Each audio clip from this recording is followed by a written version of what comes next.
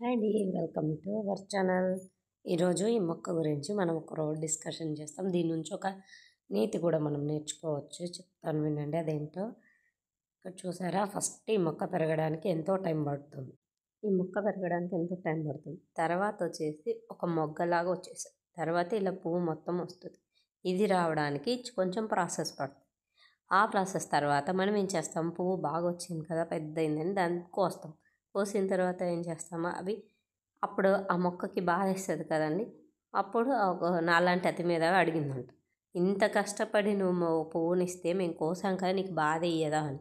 ఆ మొక్క అప్పుడు నవ్వుతూ చెప్పిందంట, నేను మొక్క నుంచి ఇంతగా ఏర్పరిచిన ఈ పువ్వును మీరు తీసుకెళ్ళి మంచి శుభకార్యాలకు వాటికి వీటికి ఎంతోమంది ఉపయోగిస్తుంటారు.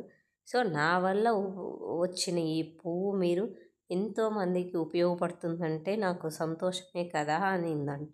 అందుకే నాకు చాలా వరకు నా శక్తి మేరకు నేను పువ్వులను ఇస్తూ ఉంటాను. ఎంత నా వల్ల వీలైనంత వరకు ఇస్తానందంట.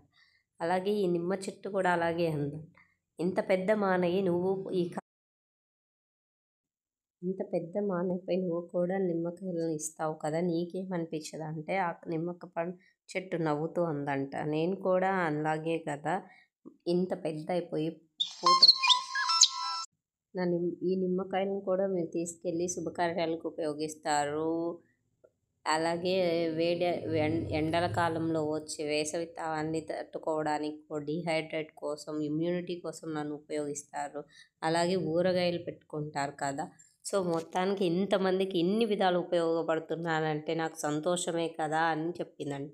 అలాగే ఇప్పుడు వచ్చేసి ఇది మనం చూస్తున్నది చుక్క కూర. అంటే ఏ ఆకుకూరలైనా సరే అవి కూడా అలాగే అన్నాయంట. ఈ పువ్వులు కూడా అలాగే అంటున్నాయంట. నేను ఇంత పువ్వులు ఎన్ని పూలు పూసినా ఎంతోమంది నన్ను అలంకారంగా పెట్టుకుంటారు, దేవుళ్ళకు పెడతారు, వాళ్ళు పెట్టుకుంటారు. ఇంత సంతోషంగా ఉన్నప్పుడు నేనెందుకు బాధపడతాను అందంట. అలాగే ఆకుకూరలు కూడా నేనైతే ఎంతో సంతోషిస్తాను, ఎందుకంటే ఎంతోమందికి పోషకాలతో కూడిన ఆహారాన్ని నేను అవుతాను కదా అన్నాయంట. సో చూసారా, మొక్కలకి ఎంతగా ఇన్ని రకాలైన మొక్కలు ఇన్ని విధాలుగా పాపం అవి ఎన్నాళ్ళ నుంచో చమకొచ్చి తన నుంచి వచ్చే ఫలాలు కానీ, పూలను కానీ, పంటలు కానీ ఎంతో ఆనందంగా మనకి ఇస్తుంటే మనం ఇన్ని ఆరోగ్య ప్రయోజనాలు పొందుతున్నాం కదా. సో మొత్తానికి వీటి నుంచి మీకు అర్థమైన మోరల్ ఏంటో తెలిస్తే నాకు కామెంట్ చేయండి.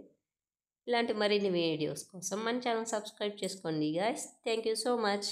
మొత్తానికైతే ఇవన్నీ మా పెరట్లో గైస్.